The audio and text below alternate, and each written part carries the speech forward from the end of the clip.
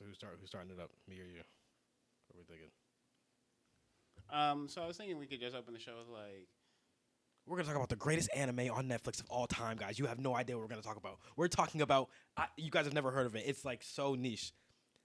Cyberpunk EdgeRunners. Okay, no, that's not a. I mean, you're ostensibly we're recording all of this right now, so that's true. So we could literally just start at any point in time. Yeah, like we'd be talking about like Azerbaijan. You know, oh my God, when you saw Adam Smasher and it no, was just like in the game, it was just like wasn't it like literally just like in the game, like actually. This is the pre-roll. So we do the pre-roll intro. Cut pre-roll. to wait, what is pre-roll? We got what does pre-roll mean? Like the artifice of the show, like almost like you opening up a meal from Taco Bell and it's like, whoa, there's a new episode in here, and then it like cuts to the intro. And I guess in the outro is like when you go poop at the end after you eat the Taco Bell. Oh, Is that too much? Wait, maybe. Right. You can be the scatological one. The what now? The scatological. It's a term. What does it mean? Was scatological? What is? Hello and welcome to another episode of You Don't Love Giant Robots. I'm Nick. I am Zeke. And today we are talking about EdgeRunners. Cyberpunk EdgeRunners. Just looked up this word. What's wrong? Yeah, you looked okay. It's like the first poop joke I've made. that's the one. And so one poop joke, guys. EdgeRunners. EdgeRunners. Yeah. So I like this one. You don't? Okay, so I think that it's okay. Like, my thing about EdgeRunners is everybody sucked it off so hard that it wasn't as good when I watched it. Like, it wasn't bad. It's like In-N-Out, right? Well, people talked about In-N-Out all the time, and then when I finally watched it, I was like, it's okay. All right, we'll get into this. So we'll start with a brief summary of EdgeRunners for anyone who hasn't seen it, or maybe you watched it like a year ago when it came out. In a dystopia ever run by corruption, crime, and cybernetic implants, So, like, 10 years on the road? an impulsive but talented street kid named David, after losing everything he has in a drive-by shooting, makes the choice to survive on the wrong side of the law as an EdgeRunner, a high-tech black market mercenary, also known as a cyberpunk. Wait a minute. That's the name of the show. Do you think? Oh. Don't mess around. Yeah, I guess that synopsis checks out. Well, the only problem I have with the synopsis is it wasn't a drive-by, quote-unquote. They were driving, and they were shooting while they were, that's conjecture anyways. Sorry. No. Oh, there weren't wheels on the ground is your thing? I mean... What is it, a pilot buy if you get shot by someone in a moving... That's what in a moving hovercraft? Now I just feel stupid for bringing it up. All right, back up what you were saying. Sorry. All right, so let's before we get into like what happens on this show, I think we got to touch on like what did you think going into this? Because there wasn't, I don't think, a damn person in America or any of those other countries. Yeah, because they don't matter. Don't say the names of them. I don't think there was a damn person who clicked on this expecting what you get. I think everyone thought, this will be some baseless shit. This will be a Resident Evil-esque shit into my mouth that I'm willing to just take. What game are you playing? Every Resident Evil film, everything. Every Resident Evil movie. Yeah. There's people who really liked The Witcher, so I get it. The Witcher was good. We're in like a different age now, but it's a dicey move to have someone come up and say like, "Hey man, I've got this like property that you're familiar with from outside, and I'm trying to do something with it." I think that like properties outside of comic books, anime, and manga, like being adapted, and video games as well, being adapted to like live action or anime, being good is a relatively new thing. But the thing I think that works that I didn't realize at the time, because I was like a stupid baby. This was about a year ago. I was only 31 years old. I was a moron. I knew nothing of reality. Wait, you're 32? I knew nothing of what the world had. I did not tasted the sumptuous fruits of knowledge yet. And that 32, the clarity it brought me. So the extra year kind of just brought you like 20 years of clarity. Is that what I'm hearing? When I was 29, I realized that I knew nothing. And then at 30, I realized that I knew. What I thought I knew nothing of at 29 was nothing. And now at 32, I realize I understand it all and the world's in my pocket. I mean, there's nothing more to learn, really. I don't know. I mean, it's often said that fools believe they know everything and the wise understand they know nothing. I think I could tell most philosophers that I've figured it out. And they can pack it up. They can pack it up and just, you know what? Leave the keys take the on the papyrus, counter. Take the papyrus, throw it away. I got it. That's what you're saying. Get a real job, Nietzsche. But I say that because you get into Cyberpunk, you're expecting things. I think everyone's expecting stuff. I literally clicked on that button on Netflix thinking like, all right, what flavor of piss is this going to be? Like, because now I'm being the scatological one. Right? I was like, I make one poop joke. You hear this? You hearing this right now? I'm the scatological one, but he just talked about piss and poop in mouths. I don't know what's going on here. What I'm trying to say is the future is horrible. And what I loved about EdgeRunners, more so than I thought I would have, is that they do a good job of kind of slow rolling the dystopia. Like, it's a hellscape. I think it works for two reasons. One, I didn't realize, you're like, Cyberpunk doesn't have a main character. There's no, like, person. There's no guy to ruin. There's no one to be like, that's not something that fucking, like, God, I'm blanking here on just a throwaway character name. That's not something Ichigo Kurosaki would say. Whoa! Hold on. I know, I don't like Ichigo. I'm thinking that's not something that you know what? That's fair. Samanosuke Sagara would say. All right, how about that? That's fair. All right, do I have credibility now that I've cited the pedophiles manga? What? He's a Kenshin character. Kenshin Himura? Samanosuke Sagara. What are we talking? What anime is this from? He's from Kenshin. Kenshin's like homie. He's like is he to do with the? Oh, yeah. I know exactly who you're talking. Wait a minute, you're telling me the author of Rurouni Kenshin is a pedophile? Apparently. We'll get to that at the end of this. What? We'll get to that at the end of this. Are you guys seeing We'll this? get to that, and so. What the fuck? We're already starting off on a crazy note. I'm gonna be honest. No, so EdgeRunners, I get into it thinking this is gonna be trash because I'm coming hot off that live action Resident Evil. I'm coming. Oh yeah, those came out. I'm coming from like the Avatar video game that broke my heart. Like everything that's ever like hurt me, I don't want because I love Cyberpunk and I loved Cyberpunk before it was a video game. I'm a pen and paper RPG guy. I'm a tabletop RPG guy. I loved Cyberpunk in like 2006 when I was you get into Dungeons and Dragons and then you invariably learn you're like, all right, well, I'm over D&D now. I'm trying to be the countercultural guy who plays D&D. I got the swoop. I'm listening to 9 Inch Nails. I'm trying to like not be normal. And Got so the everyone's like, belt. have you heard of GURPS? Have you heard of Riffs? Have you heard of Adventureland or That whatever? I have heard of.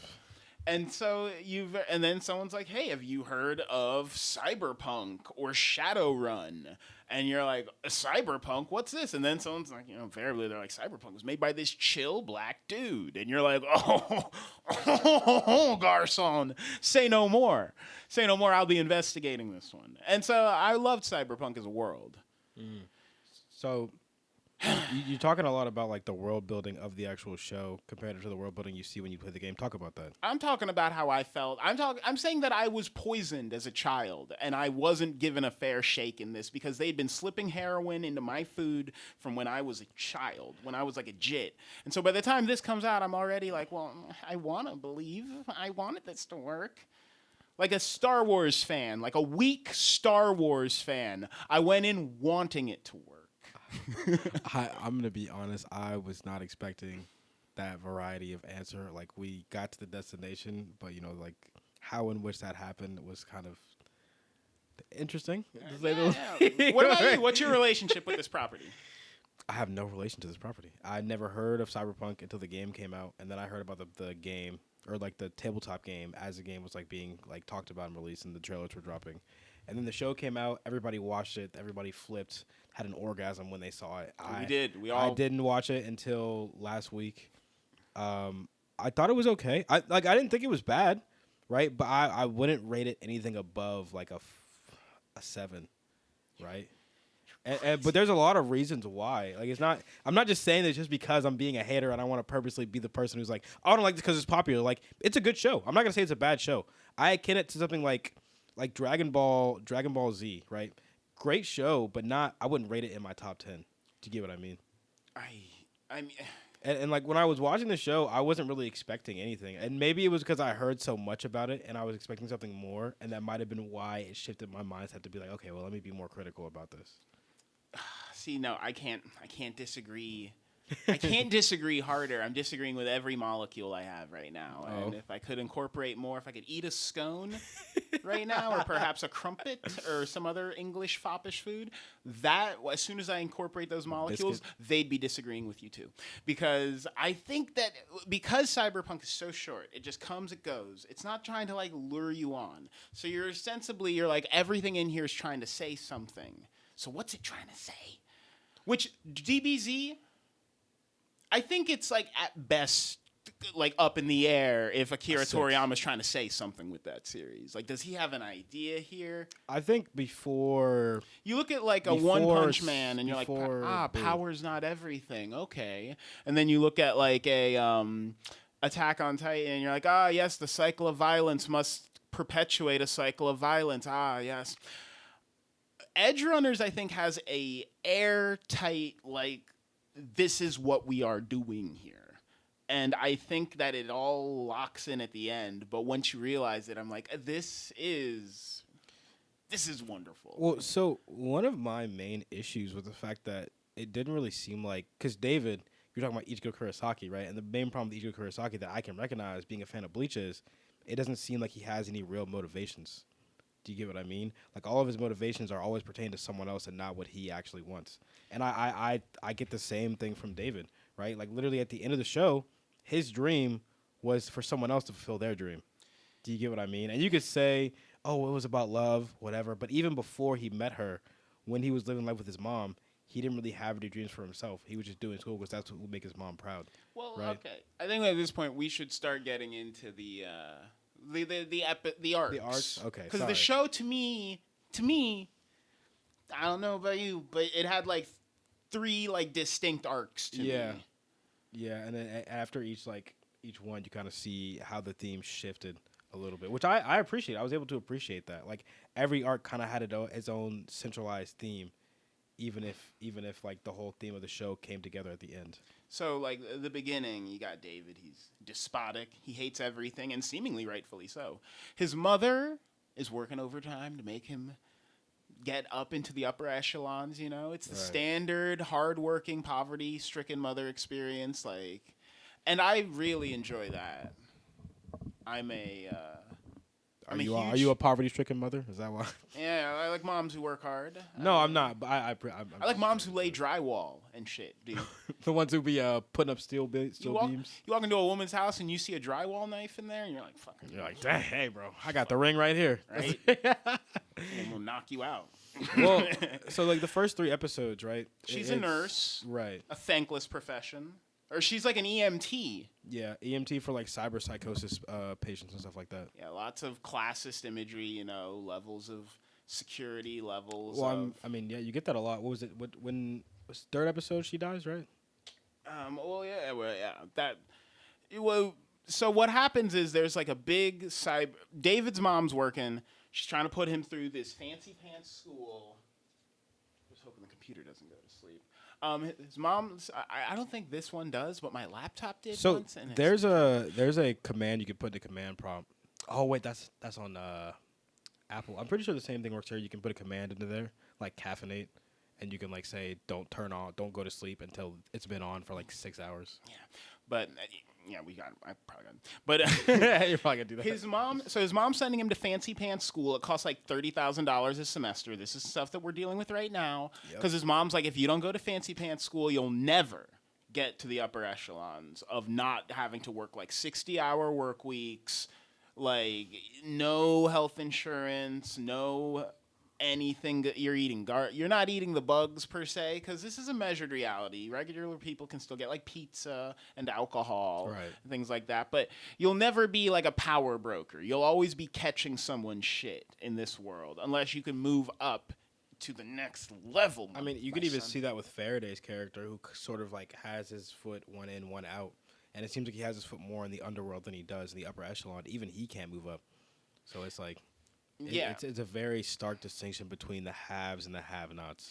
And so so Dave's like he's a shit heel. He's a gross little shit boy of a teenager, because he doesn't care about anything. He's so selfish. He just but he's thinks also very sucks. intelligent, and he's like wasting potential in a sort of way. That's what his mom is kind of coming at when she talks to him about school and stuff like that. And so he's getting bullied. He's getting cyberbullied. I think we should point out. Shut up. In the episode right there. It's crazy. But yeah, he's getting bullied by it's like you're running what, Fight Software version 7.2. I'm running Fight Software version 9.6. I'm gonna kick your ass, dude. And you've got no defense. You got nothing. Okay, but that's gotta be the funniest crap talking from a bully I've seen in any show. I will say that was hilarious because he said that. I was like, bro, what is he talking about? What's going on? Like, what type of crap? What type of crap talk is this? And this show's moving at a breakneck pace, so we're gonna pick it up here. But so David's mom, we find out, is basically making ends meet through some black market chicanery. It is implied by the bullies. Everyone knows David's mom has money, and they don't know how she's affording. Everyone's like, your mom's a nurse. She can't fucking afford this shit. How does your mom afford this shit? And it's implied they're like, she's probably selling an OnlyFans. Or yeah, right. They're like how you think your mom afforded that? Like that's how this was at like the end of the third episode. Consistent slut shaming on David's mom. Well, we find out David's mom, black market organ dealer, finds a man who goes crazy prior from a Sandevistan. Yeah, the Sandevistan's the model unit. Right. A man goes crazy from cyberpsychosis. Right. Earlier, unrelated. You don't try to spend time thinking this man's related to anything. But yeah, he goes crazy. He gets killed by the military for going insane. And David's mom is the EMT who shows up at that scene. She takes the Sandevistan, takes it home with the intent to sell it to a criminal named Maine. Yes. David takes it. Characters. And eventually, the end of the first arc is David linking up with Maine and the crew. After his mom dies. After his mom dies in a drive-by shooting. In a pointless, needless death, a nameless death in a city where no one remembers what happened the 2 minutes before, let alone the day before. They show up.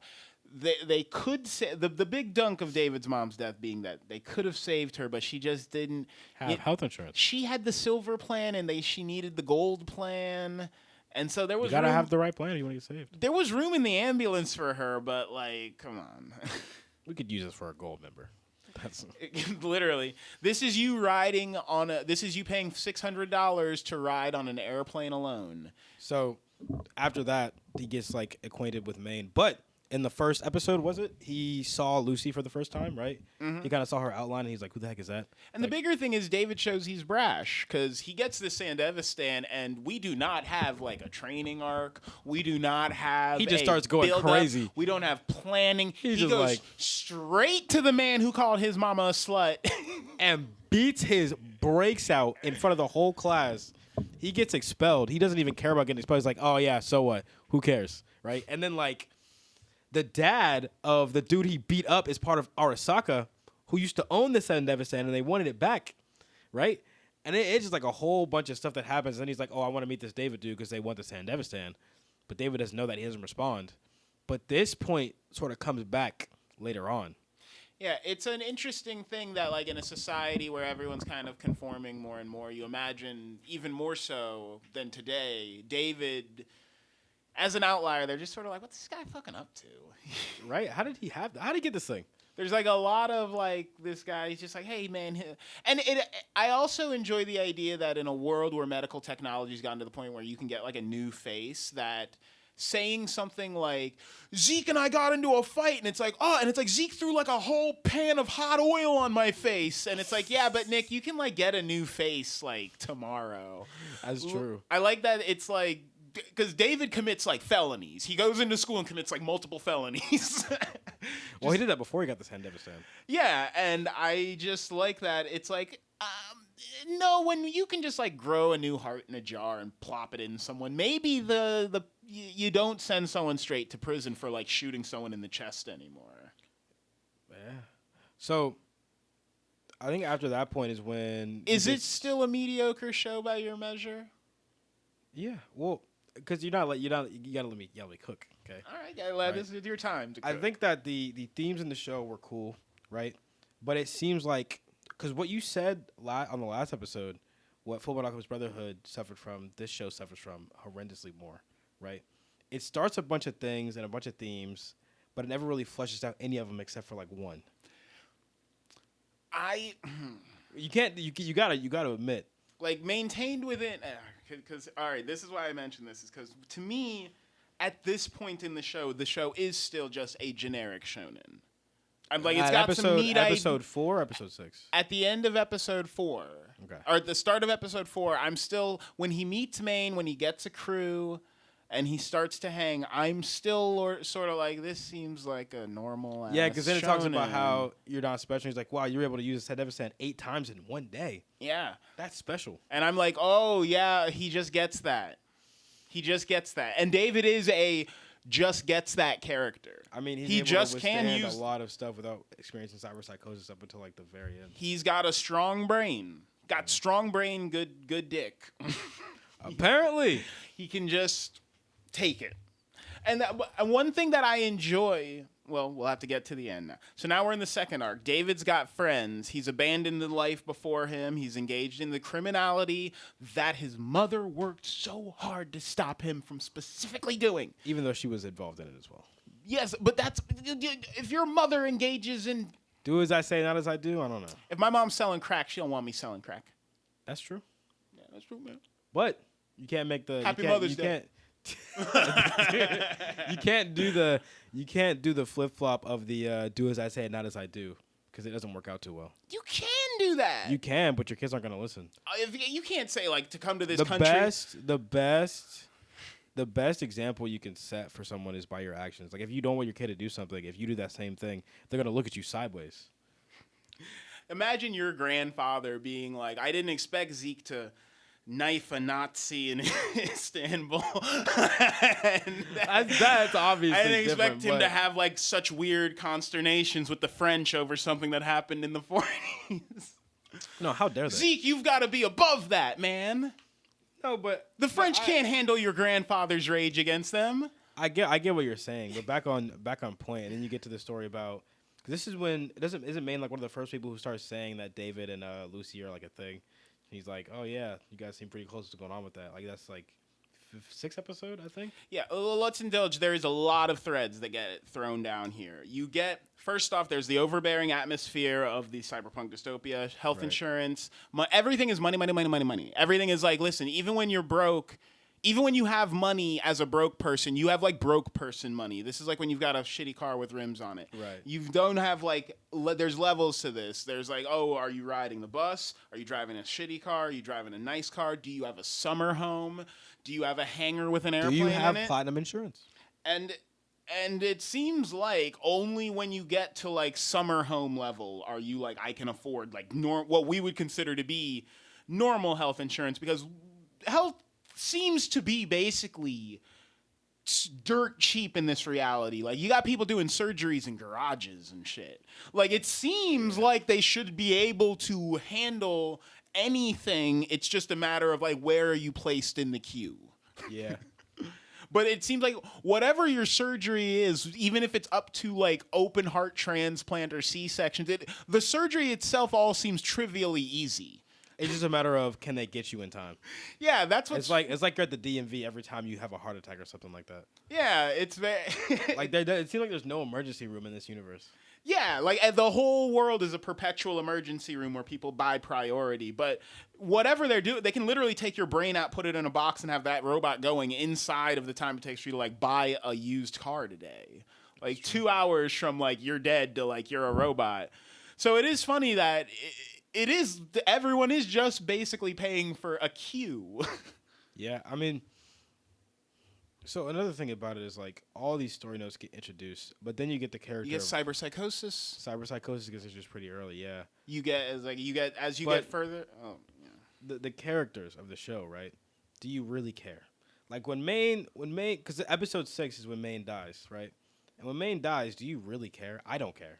I 'Cause fucking I- lost so- my mind. Hold on. So we got introduced to his character, some of his story points to introduce like some parts of his character, but it doesn't really give you enough time to sit with that and actually care.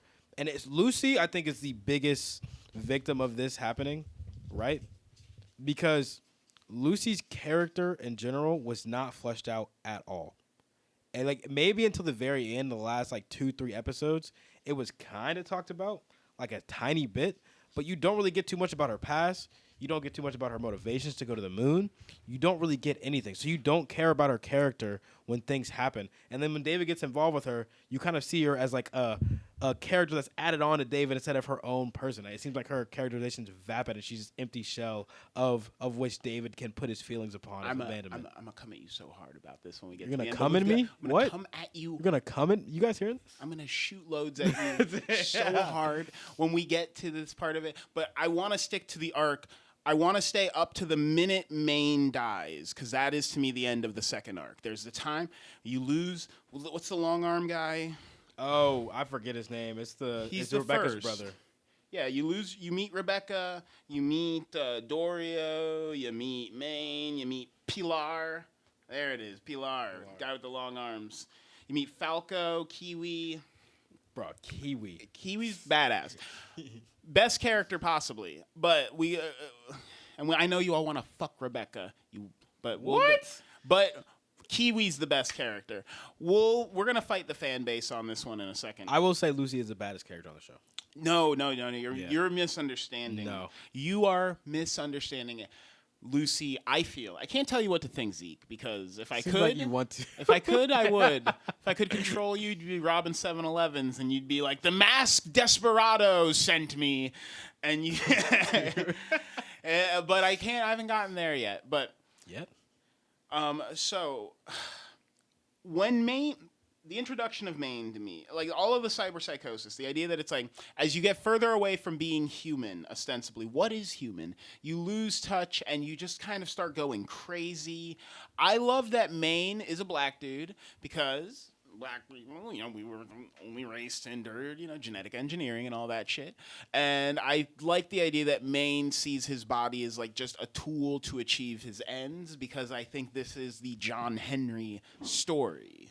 Of swinging the hammer, John Henry. Trying to outwork the engine that was like drilling through the mountain, swung the hammer until he died. All that. Yeah. Maine is trying to he's the John Henry, and I think it's important that they made Maine like a huge imposing black dude, because I think John Henry character. I think that's what they were going at, because he was the man, he was the machine, and he lost himself in that, and he lost Everything in term. and he seemed like he had it the most together of everyone. It kind of Which now shows that we're talking about this, we can this lead is why into they the next made arc. this is to me why they made Light in Death Note, a show we might talk about. But this is why I thought they made Light in Death Note not a smart kid, but they point out many times in Death Note that Light is the smartest kid in Japan. In the room, yeah. In the world, even, possibly. And because I feel like what they're trying to say is that they're like, no, this level of morality will destroy not you, but someone who's even smarter than you, someone who's better than you. And that's the point they were making with that.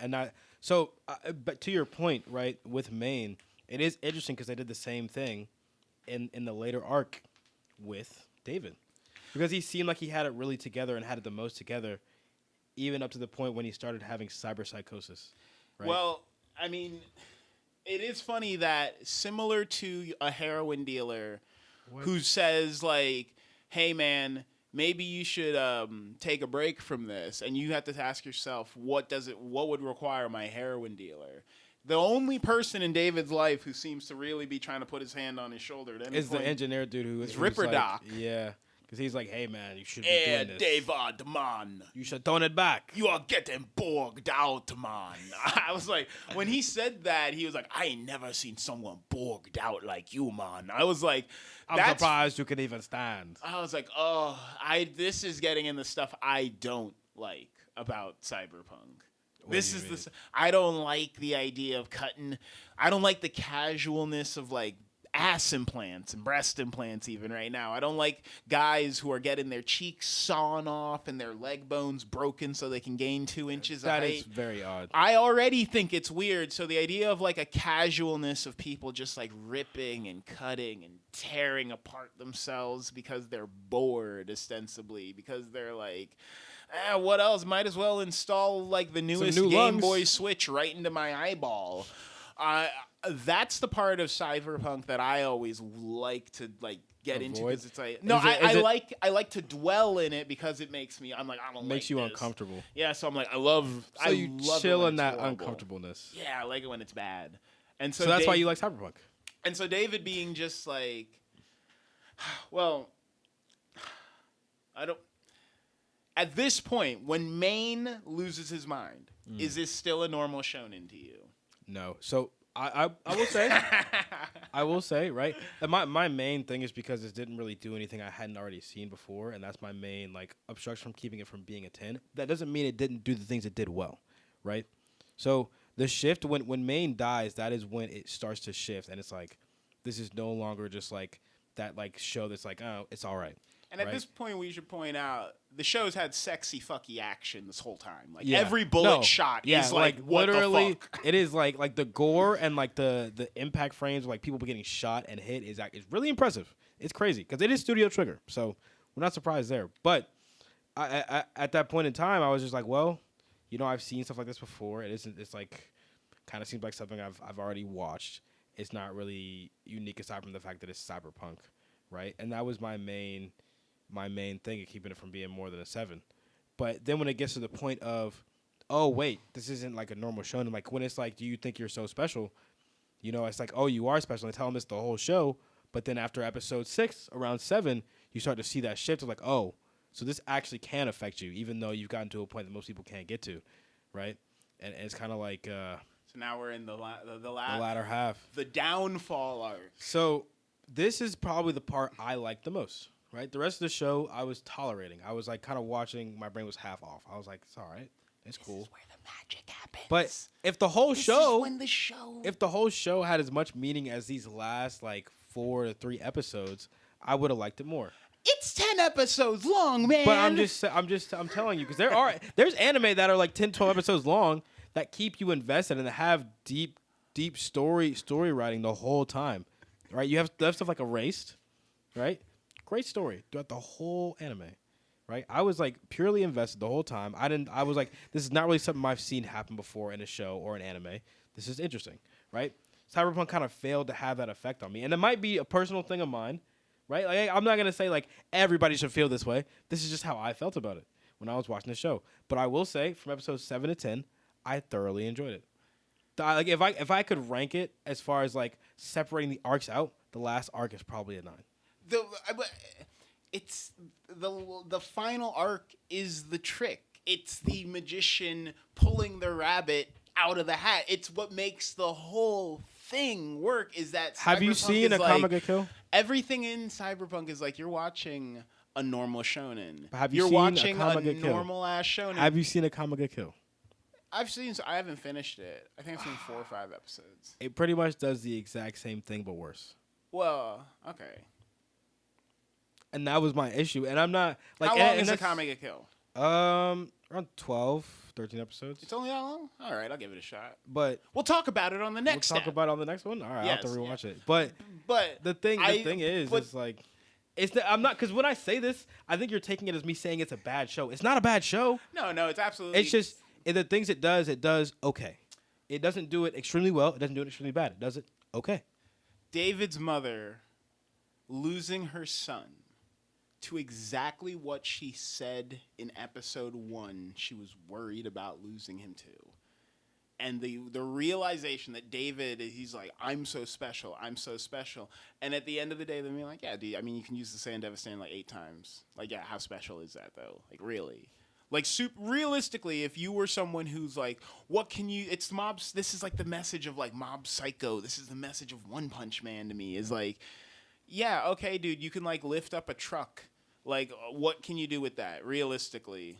Like, what is how do you like really help people with that? You think it's that story point of no one is special that makes it the greatest show of all time? Apparently, no, it's not that. It's not that no one is special. It's that David, he valued the wrong things because he hated himself so much that the only thing he valued in his life was Lucy's dream. And this is why Lucy, it is important that you don't know a lot about Lucy. It is important that you see Lucy as David sees her, which is just a weird outlet of all of his self-hatred. So that he, in the final moments of the show, which if you take away episode 10, Cyberpunk is like, yeah, it's a 7 out of 10 animated me. But to me, it's like episode 10, it's like, oh, this is like a 9.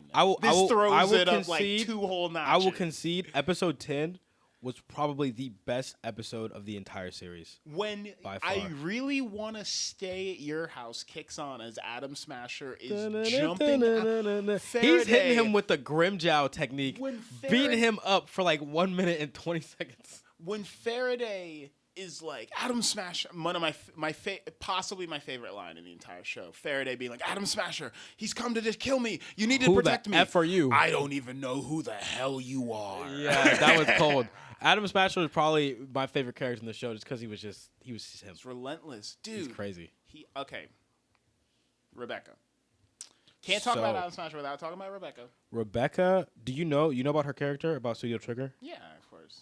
So they said because they wanted to have some type of like lolly in the show, and the story writers for the show were like, we don't want that in the show, and they're like, we're not making the show if we don't have Rebecca in the show. Yeah, which is hilarious. Well, do you understand why the lolis are like a fulcrum point for artists, right? Because it's happening right now, even. No clue. For like, we live in the age of AI art now, generative art, and there's a category of people who are like, you need to not be able to make like loli porn or anything like that with this stuff. And for anyone who works on the technical side of it, they're like, what the fuck are you saying? How is that possible? Yeah, because you could literally, if you can make a picture of a kid eating a popsicle.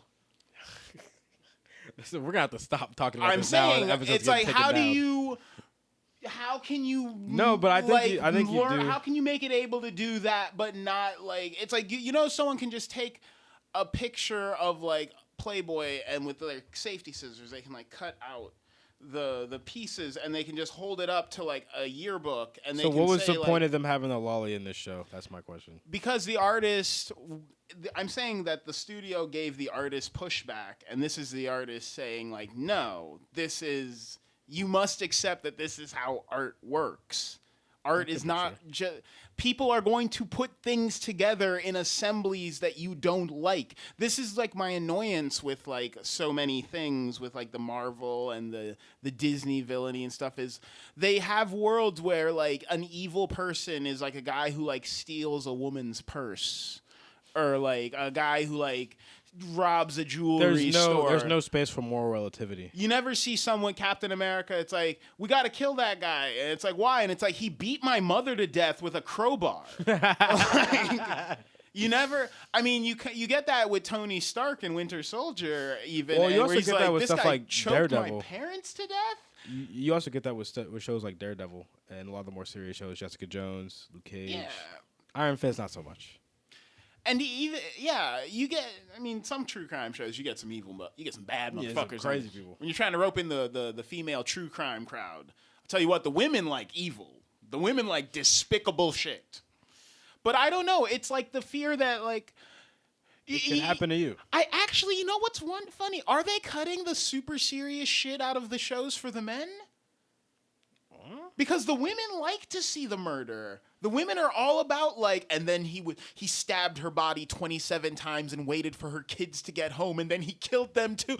Like the women are all about it. Why do they cut all the crazy murder shit out of I don't have an issue with it. Like my thing is people being overly invested in stuff like that is a little odd, but it being in a show isn't gonna bother me. Yeah, odd stuff. But I don't even remember. Oh, but yeah. What were we talking about? So, we got off the point. Well, they don't want. We're talking about Rebecca's character. Okay, yeah. So She was annoying. She was annoying. Whole show. You're crazy. She was annoying. She's fun. She's fun in pieces, but like there's certain points in the show where I'm like, bro, this like when they were at that one point when they were doing the decoy thing at the end of the show, like episode 8. Every time she opened her mouth, I was like, bro, somebody shoot her in the head, please. Like I was getting sick of it.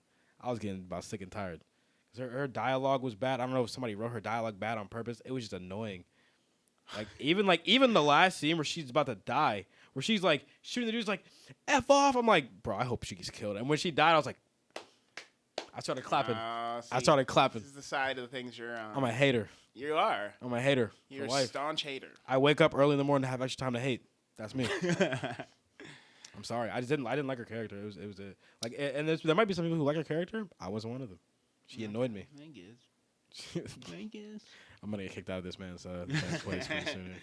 Nah, but yeah, I do think that's why the artist probably took a stand for her, because it's just when you try to appeal to people who try to take down any piece of art, they go for some of it, and then they come for the violence. All of it. So they come for the porn, and they come for the violence, and then they come for the F word, and then everyone. I will concede to that point where it's like no amount of regulation is gonna stop these things from being created.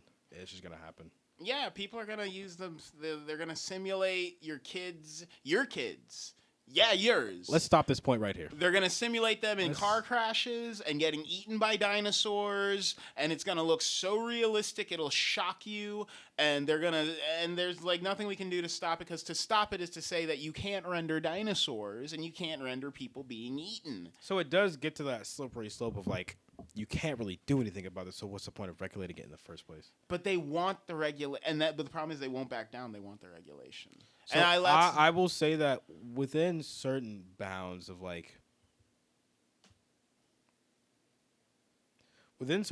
logical reasoning, there are certain things that can be like monitored and like, okay, well, what is this person doing, right?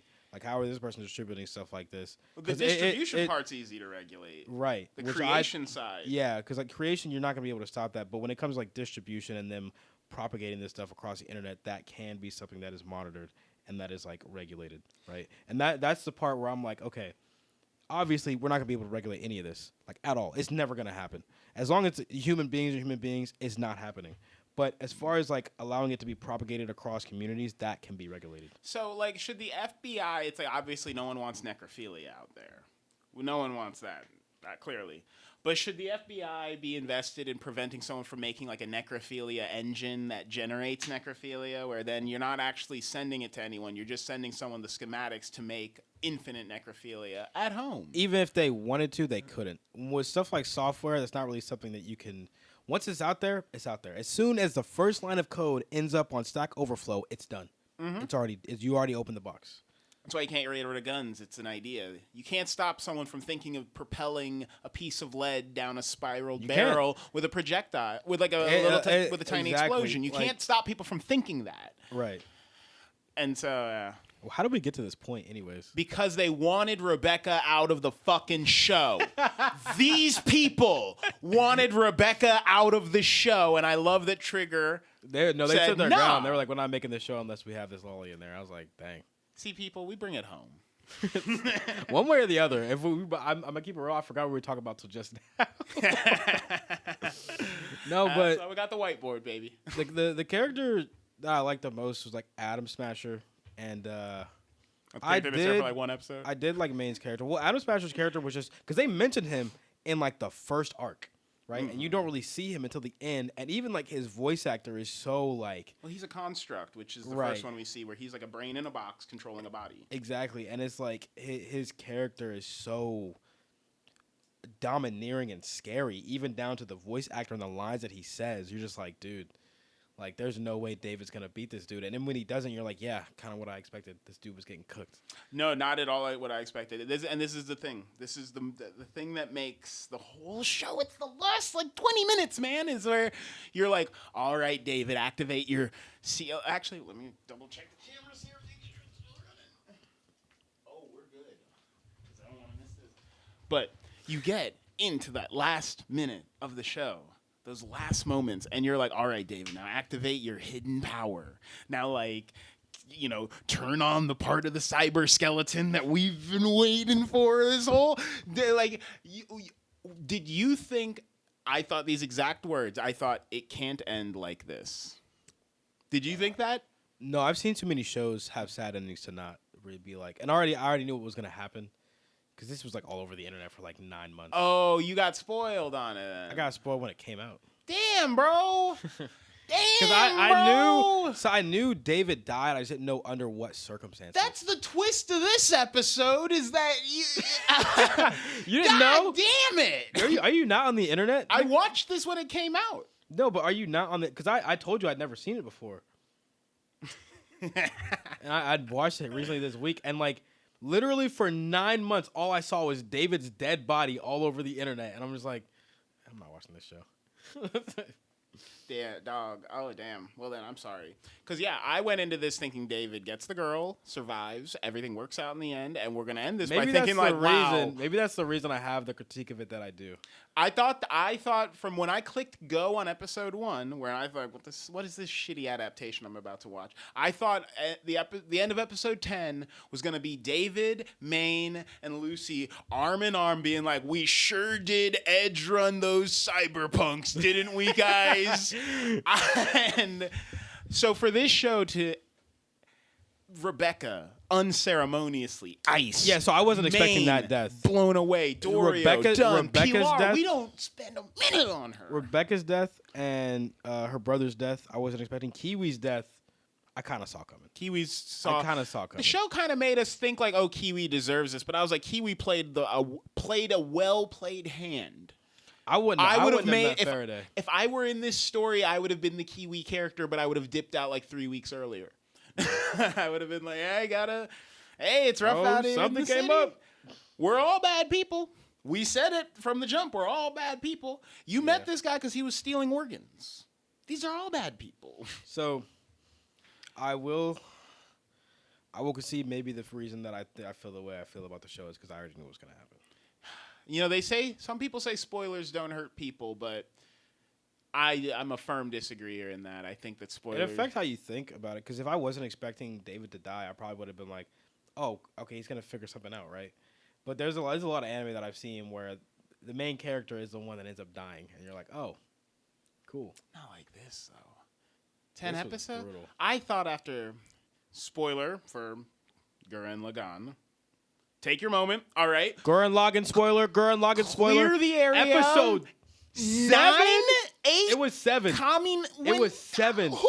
It was episode 7. Who could have called that? I said I never would have got like that again. I said I'd never get got like that. No, so so is that the same feeling you felt in episode 10? Yes, I was like, I thought. Okay, you know what? I understand. I said I'd never get got like this again. I understand your recollections. They're playing. I really want to stay at your house. It's like I couldn't wait for you to come and pretty colors. I was like, this is such a happy. Fucking Adam Smasher's killing his friends, chasing out. His guts are spilling out all over the ground. He's like half a person. He's like. Adam Smasher, just blown away. And he's like, I don't know who the fuck you are. And then like the last part where he was like, you could be an interesting construct. He's like, what do you like say? I give a shit. That's his tagline. Yeah. Because his mom in the first episode, she's like, hugs him. She's like, David, I love you, and you're so smart, and you're getting into fights with bullies, and I'm just working so hard for you, and I just wish that you could see the potential in yourself. And he walks away from his mom, and he's like, potential in me? Like I give a shit. Yeah, but that's like, because even you have like the strange hope of like, oh, okay, maybe he won't actually die. He'll become a construct, and there's possibly something. It's like, nah. Boom. It's, and then the last part where, do you think Lucy experiences cyberpsychosis? I think. Because at the end, she sees David. Lucy does not matter. But what matters is that David's dream of getting... Lucy could have gotten to the moon and gotten shot in the head 5 seconds later, but he got her to the moon. And that, sometimes that's all... When you're at the bottom, dude, when you're like one of those fuckers who's like, I'm not coming down on you, but if you're like a bag boy at like a Dollar General, I used to be a bag boy. I used to be a delivery attacked guy right for now. Jimmy John's. I'm not coming like I'm On above his any high of horse, this. see this guy? But you have people who live lives at the bottom. They struggle. They run cable in fucking crawl spaces. They get bit by a raccoon. They get rabies. They die. And it's like, what was their story? What was like their arc? And it's like all that guy did was he took out a life insurance plan like 10 years earlier. And then when he died, his daughter inherited like $150,000. And so his story was ostensibly her story. And it's like David, Do you think it's from the same such way? a level of self-hatred, his story was Lucy's story. He made his story Lucy's story, even though Lucy doesn't realize until the very last minute that that's what's going on. Yeah. So it I'm is dick kind riding of this series hard. I'm you sorry. really are. Like, you're starting to cream. It's weird. It's getting weird in here. No, but it is interesting in a sense of most of the time when you're watching a character in a regular show and they have their own dreams, their own motivations, except if you're watching Bleach, and it kind of seems like I wasn't able to connect with the show, maybe because he didn't have his own motivations. Also, the fact that you brought up Gurren Lagann is interesting because it's the same director. Yeah, we got fucking Hiroyuki Imaishi. Imaishi. Yeah, he's the same director, so it's kind of like maybe it's something he just does. But I've only seen Gurren Lagann from other stuff he's done. But it is like it was less interesting the fact that he didn't have his own motivations because I didn't care about Lucy's character, right? And I know you're saying like, well, the fact that we didn't is because it's a projection of what David wants because he hates himself so much. It's good, but I don't care. Like, I don't care. I didn't care about her getting to the moon. Like, she got to the moon. I'm like, okay, this is cool. Because he wasn't able to have his own dream or love himself enough to be like, this is what I want to do. He's able to help someone else fulfill their dream, and that's his dream. That's cool, but it's like, I don't care. Lucy could have died. I didn't care. When she was kidnapped, I'm like, okay, cool. What's happening to David? I don't know, man. It felt so overwhelming to me, the idea that nobody got anything from this show. David's mother doesn't get anything. She doesn't, even in heaven, even in hell, wherever her soul resides, wherever Maine's soul resides, in the ghost of the dream that the gang will live on and be protected. Rebecca and the spirit of her brother, Dorio, even Kiwi's self-interest. This show gives nothing to anybody. You have got to watch a Comic Kill. And I think I was just like, this is ice cold. This show is... These people, this show basically says these people are nobody criminal losers who were destined for failure the minute they chose a life of crime. And it might take a little longer for you to realize that, but there was never greatness at the end of this. And So- it's like, oh my God, that's so mean. So the point of this show was like, there is no point. The only thing that was assured for all the characters was death. The point is, every person who sold their soul except Lucy, who Did she actually sell her soul though? she sold David's soul. She got out of it. She got out by effectively selling David's soul to get her out of the hell of the bottom. She goes to the moon. She's now in the middle. She's like not even in heaven. She's just in like purgatory or something. But the cost was everyone and everything. And she had to give up that whole lifestyle. She had to lose every trace of her criminal past. And I mean, like, every trace. Even anyone who, like, knew her as Lucy. It's I guess the only person that would be alive is the dude with the mustache. yeah, he's in the game, I guess. The metal-handed guy. Someone's like, he's in the Yeah. game. And I'm like, I don't know. Fucking. Interesting. But, yeah. I guess that's it. We said most of what... You got anything else you want to say? To the 7 out of 10 anime? I give it a 7 out of 10. Like I said, The last episode was the best episode, and it was really good. Like, that episode alone is a 9, right? Because there's so many things that it calls back to in the original part of the show, and even, like, in the middle arc, you're like, okay, interesting. Like, the part where David is experiencing cyberpsychosis, and he's kind of just seeing the street as if nobody was there, and he's just walking across, and he's still able to see what's going on relatively, but he's slowly going insane, and he sees his mom, and it's like, it's deep.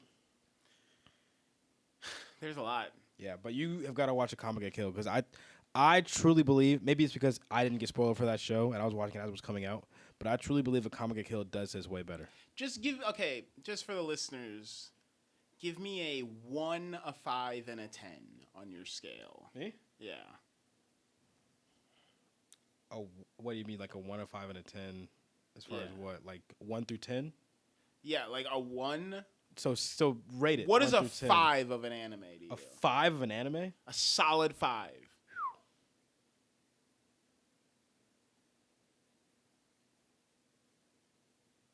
I would say High School DxD. I haven't seen that one. It's just horny. It's just really horny. That's it. Yeah. See, I think Fairy Tail's a 5. That's fair.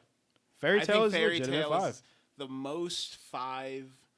Maybe Bleach at this point. What? Nah. Late stage Bleach. Late stage. Tweaking. Post Iruka arc, I think Bleach goes from being a 7 to a 5. Did and you I think it stays finish at the a 5. Iran car arc? I don't know. You gotta finish that. Look, I think Bleach stays at a 5 for a while. I will debate that maybe like the first parts after the Soul Society arc. Okay, there was a lot of filler. There were some things that didn't really connect yet. You didn't get it. But I think that a Ron Car arc on 8. 8 to 9. And then the new stuff coming out now, 9. Peak. Mm-hmm. But yeah, I think a solid 5. Fairy Tail, High School DxD. What's another solid 5? Solid 5, I'd say. The 5s are the hard ones. A 1 is something like a. Oh, that's easy. Let me think. What was it? You know, it says 5. Okay, it's funny because this is actually an easy way for me to categorize it.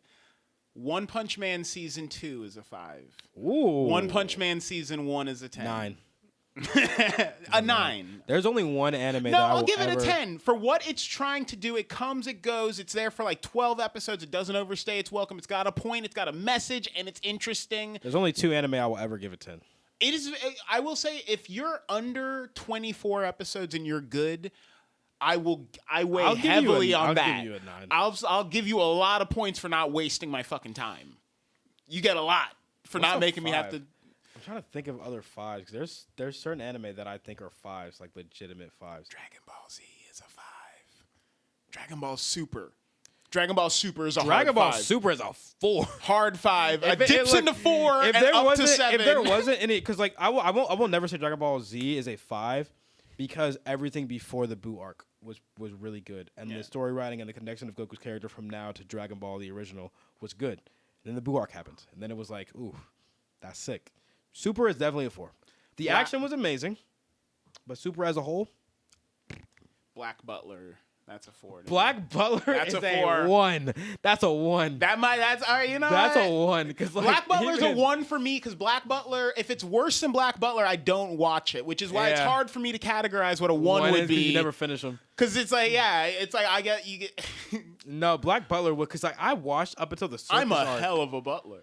I watched until the circus arc, and that was the last one that I watched, and I was like, I can't do this anymore. I had to have a conversation with myself like, you can't keep doing this to yourself. It's not going to get better. The opening for the circus arc was good though. That's what I will say. Okay. All right. And what's a 10? Full Metal Alchemist Brotherhood. Welcome to the NHK. Okay, those are 2 10s for you. Mm-hmm. All right. You got a third one to round it out. A third one to round it out. A third 10.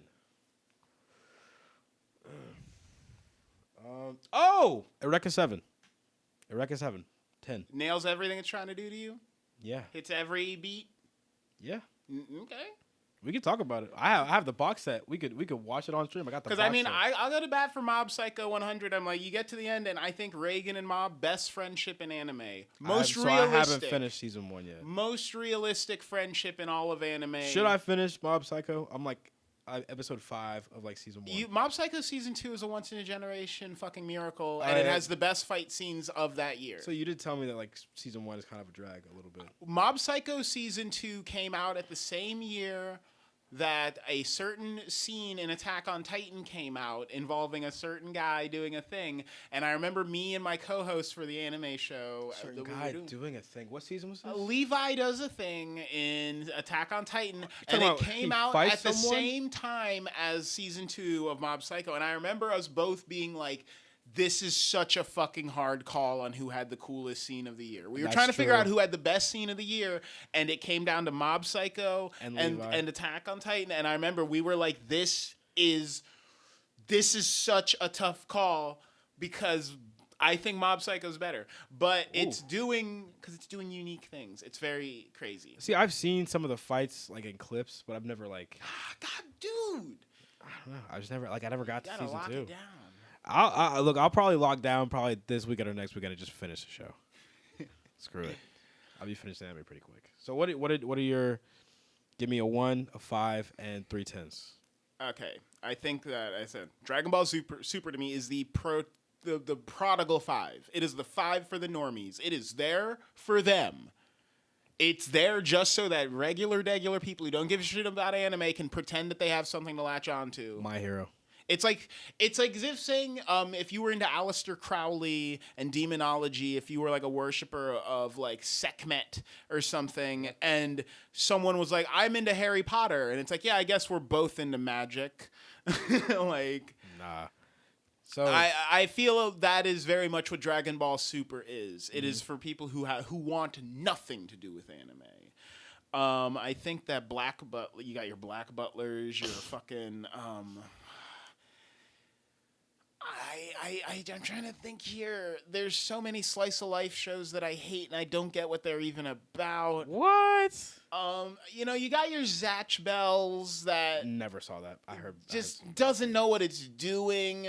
You've got your Tokyo Ghoul season 2s. Where it's like, there is no point, don't look for meaning in this. This is a waste of your time. We hate you. I didn't think that was bad. I thought it was just disorganized. Oh my god. Okay, let me think here. Surprise 1 out of 10. Promise Neverland. Out of nowhere. What? Season 2 or season 1? You watch season 1 of Promise Neverland, and it is the biggest cue up to a failure I've ever seen. It's like someone calling their shot. It's like someone calling their shot in pool, and the ball just goes off of the thing. That is someone saying 8-ball corner pocket, hitting the ball off the table, it chips your 2 front teeth. So you're talking about season 2? I'm talking about what happened. I didn't finish watching it. When I finished Promise Neverland season 2, I didn't even think this is bad. I was like, I want answers. I want to know what happened. So someone fucked someone's wife. Something went wrong. Something got fucked up. Someone forgot a semicolon somewhere. A building in Japan got burnt down and a bunch of people died inside. What occurred here? I actually think that did happen around the time. It did. Yes. But I don't know if it had anything to do with that, though. But, yeah, Promise Neverland, 1 out of 10. Because the first season is just a tremendous waste of your time. Because the first season starts off so good. It's a bait and switch. And it introduces so many things, and then it diverges so much from the manga that the story building that happens in the first season doesn't connect. And it's just... I can't... There's got to be another one like that. Zeke, no. I've never witnessed something like... The end of Promise Neverland, it was so sweet because it happened at the same time that Game of Thrones wrapped. And everyone was like, how bad season 2 came out around the time Game of Thrones wrapped? Season 8. And wait. Were you a Game of Thrones fan? I stopped at season 7. So when people say how bad was season 8 of Game of Thrones, and it's like it reaches back into the annals of time and rat fucks the previous 7 seasons. It makes everything that was good bad. It doesn't even just... It's like finding out at the end of Harry Potter that Harry uses his magic powers to become an interdimensional rapist. It's like, you're like, wait... What was the setup for? You're like, no, so this is the new Star Wars sequel trilogy. Yes, it is the Rise of Skywalker, where it gosh. reaches back in time and ruins things that you didn't think could be ruined.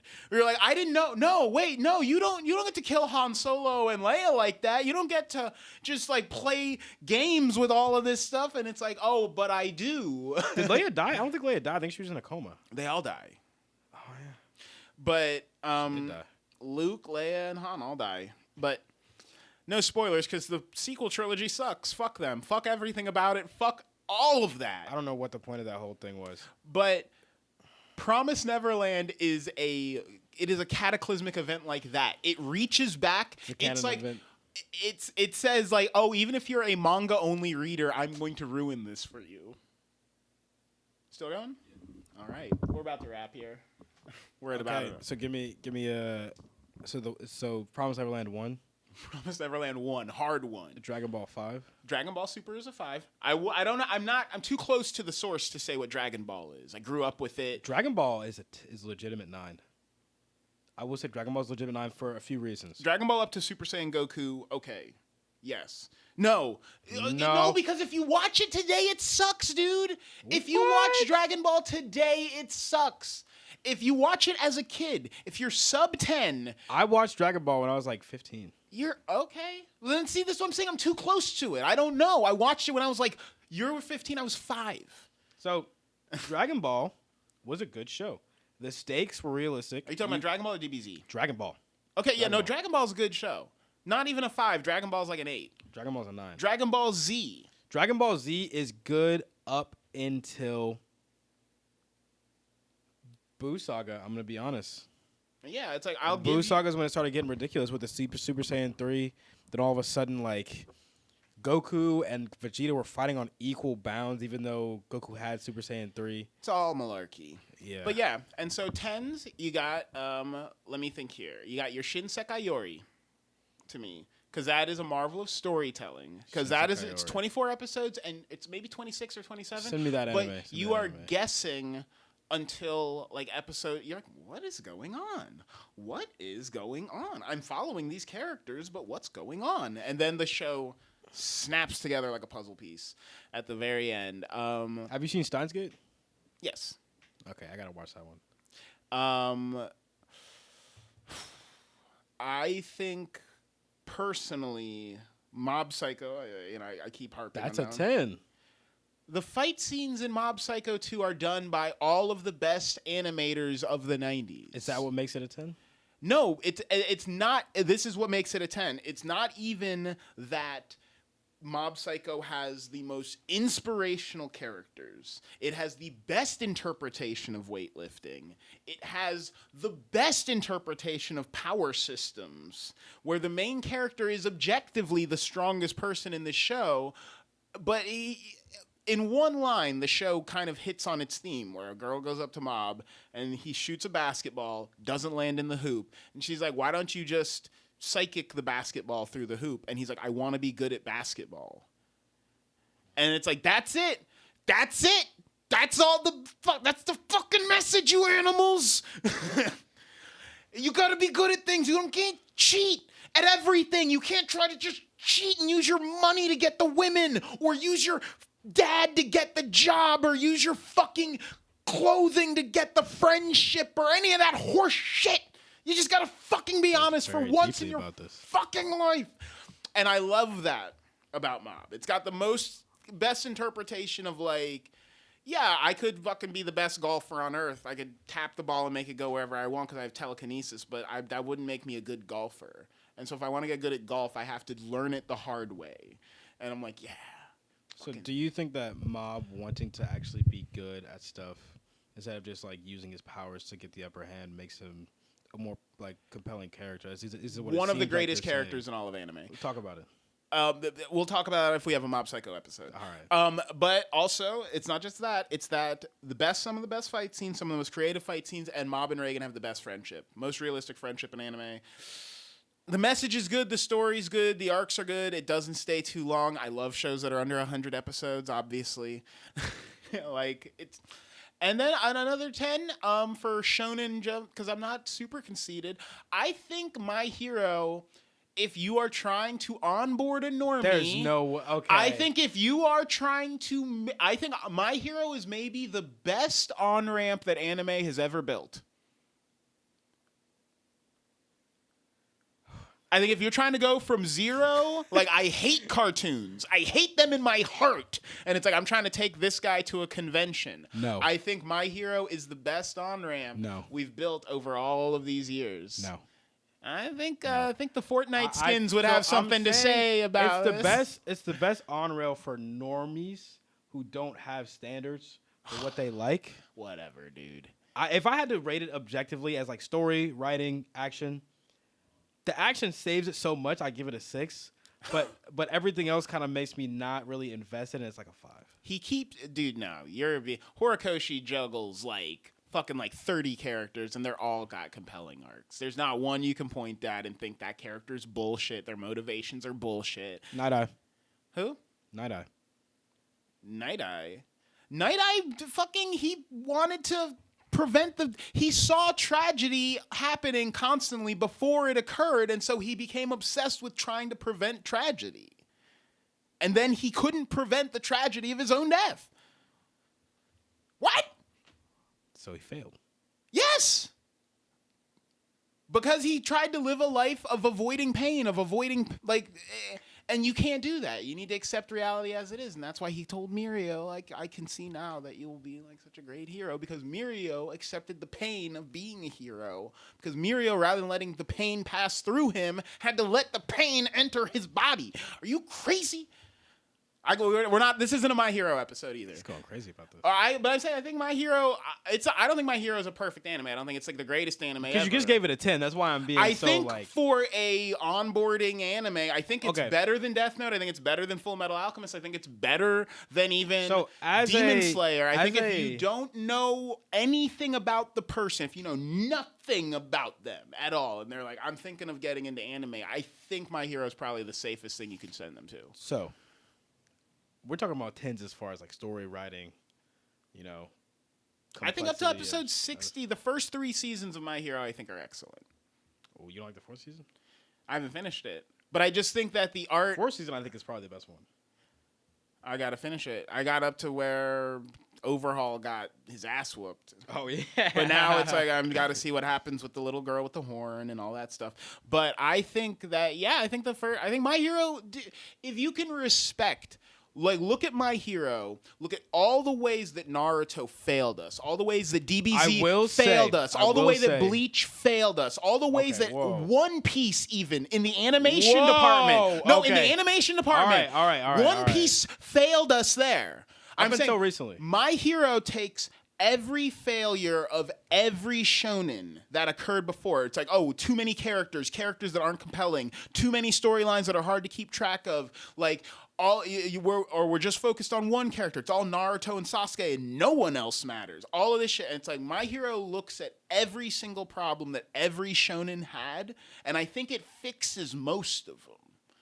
Where it's like, hey, no one has the same favorite character in this show, but everyone has a favorite character. Your favorite character probably has a pretty decent background, and like the show's action, the anime only do 24 episodes every year or 2, so the action is never shitty.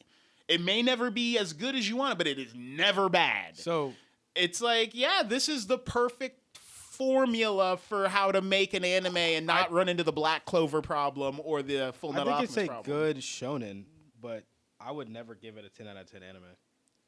I think it's as good as a shonen needs to be. But I think so those are your 3 10s. And and then to be a complete wanker here. You got, what was the first one? What was it? Shinra, I forgot. I got Mob Psycho in there. Mob Psycho, My Hero, and then there was something else at the beginning. And I could throw out something crazy like Geno Cyber or something like Goku Eye, but I won't get weird. I will say I think Your Name is Shinkai's best. I would almost say Your Name is almost the only Shinkai movie you need. Because all of them are all of this, star-crossed lover. They fall in love, but they can only communicate through, like, magnets that don't talk directly or so. Every Shinkai movie is like, I'm in love with you, you're in love with me, but we don't get to see each other. Chase Lost Voices?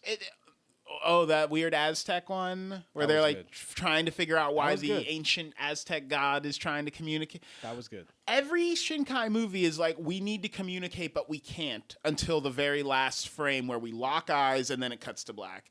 And so I would say if they're all basically the same movie, I think Your Name is the best one of those. Was really good. I cried when that movie came out. And so I think it's like, yeah, you can watch the other Shinkais after that one, but I think this one's the most compelling one. I think if you're gonna get into Shinkai, don't watch if you're gonna get into Shinkai, watch Your Name last. But if you don't want to get into all of Shinkai, you can just watch Your Name because Your Name kind of does spoil all the movies. It's this plot over and over and over and over again.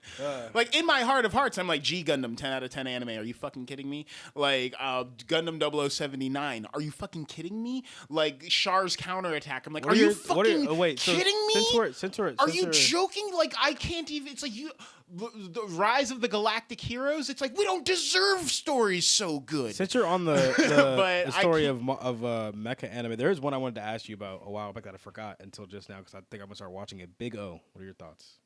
Weird. I'm not sure if it makes sense. Big O. Big O is one of those ones where you get to the end and you're like, did that make sense though? Like I remember have you finished it? No, I haven't started it yet. That's why I was asking you about it. I watched all of Big O like twice.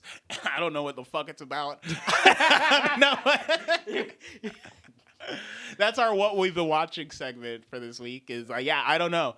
There's like a big speech at the end where Roger Smith, there's like a giant robot the size of like 10 cities walking towards them. Thanks for the spoiler, by the way. And he's just like, our memories are their dreams, but I remember who I am because the dreams of the memories of who I am don't represent who I am, for I'm just a fictitious memory of the man that was once Roger Smith. So it's like the last episode of Evangelion where you can't really understand what's going on. Yeah, I'm just like, first I was like, I'm 12, Mr. Roger Smith, so I don't know what the fuck's going on here. But then it's like I watched it again when I was like 27, and I'm like, nope, not any clearer. Well, maybe, with that extra wisdom you got from 32, you could probably parse out what's going on. Might make sense now. We could give Big O a watch. It's only 2 seasons, it's only like 25 episodes or some shit. Big O. I have it downloaded, actually. It's in the Plex server. I downloaded it like a few years ago because I was thinking about watching Big O. Yeah, I mean, it's fucking weird, though. I distinctly remember just being like, I can't make heads or tails of this. So that's how I felt about Welcome to the NHK. Because I watched that when I was like 13, and I was so confused. But I liked it. I'm like, there's so much to like extrapolate from here. So it's just interesting. Yeah. I guess that's my 1, 5, 10 scale. Odd scale, I will say. What? My Hero being up there is surprising. You guys are so fucking spoiled, you kids. This is the thing that gets me about you younger people is you guys will watch like the United States of Smash and then be like, yeah, it was like a 5 out of 10 episode. No, so and okay. I'm like, that scene would have shut the entire animation department of Japan down for 6 months a few years ago. Hold on. Like, pump the brakes. I'm not saying it's not a great and it's an amazing anime. I love My Hero. I would not give it a 10. I feel the same way about My Hero that I do about Dragon Ball Z, where it's a great anime with great story and great animation and great fights, but it is not one I could confidently give a 10 because it fails on too much for it to be a 10. Across all of Dragon Ball Z, you have a handful of moments that My Hero manages to consistently deliver every 12 episodes. My Hero, it's like I'd almost say every 6 episodes you are going to get a like, holy fucking shit, did you see that scene? Like, you're going to get the raid on the fucking Chai Hisakai, or you're going to get the United States of Smash, you're going to get the Nomu getting launched into space, you're going to get Todoroki freezing the robots, you're going to get Deku's entrance exam punching through the I'm saying there's so many scenes where I'm like, for a show, this used to be a show would have like 100 episodes that built up to like Goku doing the Spirit Bomb. Question. And it's like My Hero, it's like every 8 episodes. Do you think it's because you guys grew up like in a time where animation was a little worse and these types of things weren't as common. That's the reason why you're so like. I think. Oh my gosh, he just had a fight that looked cool. Like 'cause it just happens a lot now. When people are like, "Whoa, what's up with like the pacing of Black Clover? What's up with the pacing of Tokyo Ghoul?" And I'm like, "Oh, those were made right before My Hero figured out the formula of like this is the speed you adapt a manga at. You do it at this speed. You do 2 12-episode mini seasons across a 2-year period. You know who you else give the figured that manga out, artist though? this much time. Like My Hero is the one that made it like we don't fuck this up anymore. Attack on Titan. Yeah. But Attack on Titan happened. Oh, you know what? Black Clover was like the last one to like really get their timing down. Hold on, where they're hold like, on. we fucked up how Wait a to minute. do this. Wait a minute. Black Clover failed because that formula got figured out in 2014 when the second season of Attack on Titan came out, because that's around the time My Hero was coming out. Yeah. Black Clover came out later than that, and they still messed it up. I'm saying My Hero people, that's the thing I think, like, I'm like, as a, like, workshop, as, like, My Hero is like the Disneyland of anime, where it's like, the rides don't break here. Like, the rides break at Six Flags, they break at Knott's Berry Farm, they don't break here. Like, the things at My Hero aren't, like, it's not changing my life. I'm not like, oh, Deku's arc, I think about it every day when I'm, like, waking up. I do think Urara, like, I'm like, she's working hard for her fucking dad, man. She doesn't want her dad working construction anymore. Uraraka? Uravity. Yeah. I'm like, she's working hard for her fucking dad. Don't want him where I'm like, construction sucks, man. I'm saying everyone's got a character they like, but I'm like, My Hero is amazing because it never fucks it up like really badly. It always nails it. People forget. Full Metal Alchemist fucked up the Pride fight. Full Metal Alchemist fucked up so many moments. Dude. Oh my goodness. Yeah. So we could probably end it off here because I'm pretty sure that camera's about to die, and that camera is about to die tomorrow. But that is, I will say, right? My Hero is a great show, but I think the thing that's kind of making me kind of have this hesitation in my head is just the fans. So the fans They're the normies. Yeah, They're the absolute. and that's probably why I'm like They're apprehensive. one rung above Demon Slayer fans, who I do consider like that is the like. Demon Slayer is cold though. I'm getting a Demon Slayer wrap on my fucking Mustang. I don't watch the show. Oh man, so But- yeah, that's Runners Review. I give it a 7 out of 10. What do you give it? I give it a 9. Horrendous. Gotta get through it. Horrendous. These though. My Hero fans are getting crazy. I appreciate what we got. Thanks for watching, and catch you next time. That's pretty good. Yeah, because I don't know if that camera died, because I was like, oh, wait. No, it didn't. Oh, it's about to though. Ooh.